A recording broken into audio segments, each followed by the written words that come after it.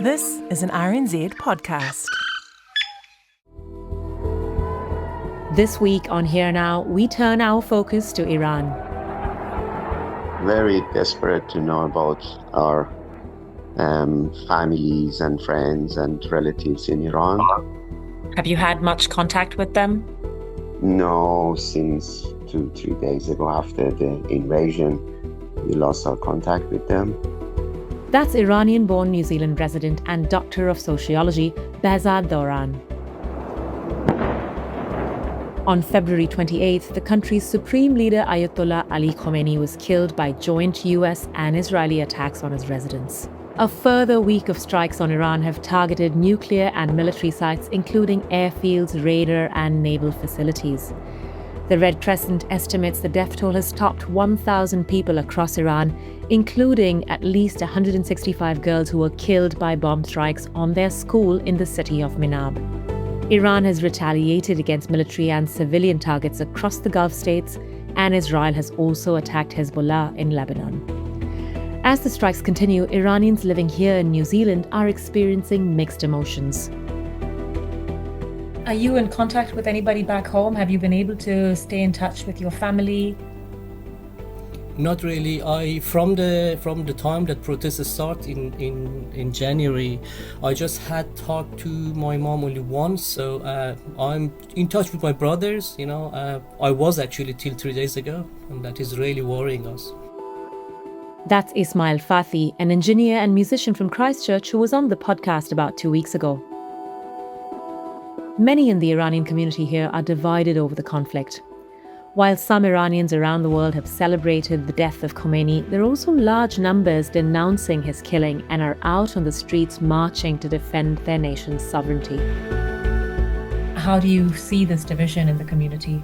Yeah, this is 100% happening, and it is not actually just started. It started a long time ago, and unfortunately, I can really understand them. They been through some probably bad moments when they been in Iran from this government. We had this problem all the time, didn't have basic rights, like this hijab, like morality police, like even for having a simple performance, musical performance, we had to go through a lot of paperwork and get permissions. So we can understand that people are happy that this is gone. Well, like me and some of the people that we know, Americans and Israelis will not bring peace to any nations. We are really worried about the future. So that is the main reason, and we are kind of divided community. What do you think is going to happen from here as well? Well, if we study the past, if we see what happened in Iraq, I think that is just exactly the same copy of what they have done in other countries like Iraq. So, what is possible to happen is that now we are happy for the dictator that is gone, but the next is, as it already started, is a civil war between Iranians, and as you see, Israelis and Americans are bombing all Iranian infrastructure, bombing all the military bases. So they will leave the country defenseless. Means they can come anytime, they can do whatever they want. And the next step, if they do the model that they did in Iraq, they're gonna probably armed different groups, and there will be a armed civil war in the country. I really pray this doesn't happen, but it happened in past. As you know, ISIS established during those time in Iraq, and it was chaos for 17 years. I think in Iraq, this probably is very possible even worse. We have the potential of having this in Iran because of having many different tribes in different locations. I think, diaspora is, as you would know, is a very tricky beast in so many ways for people. That's Mehdiz Azarmandi, a senior lecturer at the University of Canterbury. She's an expert in peace and conflict studies. What do you feel is actually at stake for Iran after these attacks? I think what people need to understand that this war is motivated, and it's a continuation of the war, well, not the war, the genocide in Gaza, but the war in Lebanon, of the restructuring of West Asia. So it has to be seen politically in a broader context of how to rearrange the quote unquote Middle East or West Asia more accurately. And that has been underway for a period of time. And Iran, as one of the few countries left that retains sovereignty, is a threat to the reordering of that part of the world. And I think for people who are against the Iranian government or who have grievances with the Iranian government, I think our view has become that grievance drives our analysis, so much so that we cannot see the broader picture. Separating the personal from the current politics is hard, Melis tells me, especially for those who've had to leave Iran during the 70s and 80s, either during the rule of the last Shah of Iran, Mohammad Reza Pahlavi, or after he was deposed in 1979, the first supreme leader, the Grand Ayatollah Khomeini. So for me, I constantly have to remind myself how to negotiate this emotional realm that people might have. So from economic grievances, which impacts most of the population, and there have been protests motivated because of the economic situation, worker strikes, and so on for the past years in Iran that have not received the same media coverage than the protests in January, for example. So there is a real grievance for people that I think sometimes prevents them to see what is the current geopolitical context. We have seen a very similar unfolding of events in 2003. And to me, that's quite vivid because I was somebody who was very involved in opposing the war in Iraq. So I remember there's a small group of people who would hold a vigil, and the constant manufacturing of consent around the questions of weapons of mass destructions, which turned out to be weapons of mass deception. The region holds memory. It's not going to just be Iran because people in Kuwait will have a memory, people in Iraq have a memory. And and to think that Iran was so unorganized or that it was cult-like and that you take out its head, that it will collapse onto itself, just shows the Orientalist image that people have had, including Iranians, that there was no system.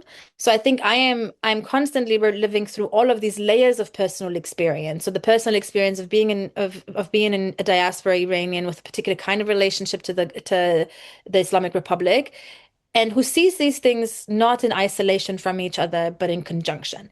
And I think that is what differentiates the people who are now more concerned and maybe taking a step back and defending the sovereignty of Iran, which I think is what is at stake. Melis tells me the divisions run deep and go back a generation or more. Here's a group in Auckland waving Iran and Israel flags, celebrating after the killing of Khomeini. This is not just about people who oppose the war and people who are celebrating the war in some park. It means that entire families and communities are going to be completely divided for a very long time. So that is what concerns me on a personal level. You know, I think is that how many relationships are broken right now because of it. So we have monarchist movements who have a grievance that is about the loss of the monarchy for a particular kind of nostalgia. And then there is another group that I think sometimes unintentionally or willingly, I think also questions the legitimacy of Iranian sovereignty in the name of of the rights-based order. So whether that is human rights, broadly speaking, or women's rights specifically. Right. And they might say, we don't want meddling, we don't want foreign intervention. But Iran is the most evil country on the face of the earth. And what those two positions end up doing is to offer to the world a justification that says this country's sovereignty is actually conditional, and it's justified for us to question its sovereignty. In January, Behzad, who you heard earlier in the piece, happened to be in Tehran. He was a witness to the violent protests that saw thousands of people killed. Iranian people were protesting, asking for change to the worsening economic situation in the country. And do you see that justifying the attacks by America and Israel on the country? Not at all. They attacked the country while after, about 50 years, the country was sanctioned by the US, and we have had many internal issues, many internal problems, mismanagement or mispolicies, wrong policies, many things. But we have had this experience, and we were going to manage it in a way internally to solve it. It is not easy to solve, these sort of problems when you have a long term of sanctions by yourself. But we managed it more or less. But they attacked the country just in the middle of negotiations, as it happened in the first wave of attacking to Iran about 6 months ago. I think nobody can imagine or expecting just being in the middle of negotiation and being attacked by negotiators. The current bombing attacks on Iran came after weeks of negotiations between Iran and US and are viewed by many commentators as a breach of international law. The country has launched a preemptive attack against Iran. I am very angry because it's, the violation of international law. Nobody has the right, no country has the right to invade another country and kill the head of another country if he is evil or if he is innocent, because people of that country has the right to decide about their leaders, about their head of their country, but no other country has the right to do that. And if we think so, every single country would attack another country and say, okay, this guy is not a good guy and I want to, remove him. The world order would be, nothing, something like jungles, rule of the jungle. And that would be catastrophic around the world. On the one hand, you're seeing people celebrate this invasion and the attacks. And on the other hand, you're seeing people who are plunged into worry and despair about what the future of the country will be all about. How are you seeing this? Yeah, this is, somehow sad, seeing people who are such naive and, they don't have any insight about the international relationship, about the countries, about Iran, about the US and Israeli regimes. From the past, we can remember they have had this intervention around the world, and now in this new wave in Middle East, they invaded many countries, and the result was just, innocent people were killed over there, and nothing but misery they gifted to those countries. And I am sorry, and I am very sad that I see my Iranian comrades here. They think this is a thing that they may celebrate it. Mehdi's Azarmandi again. What is your sense of what next? I think we know that this is not going to be a short war. I think the United States and Israel have by far underestimated Iran in its military capacity, but I think they have also underestimated that millions of people in Iran are opposed to this, not only the war and the bombardment, but the attempt of a foreign power to take over their country. And this is not only people who are staunchly pro-Islamic Republic.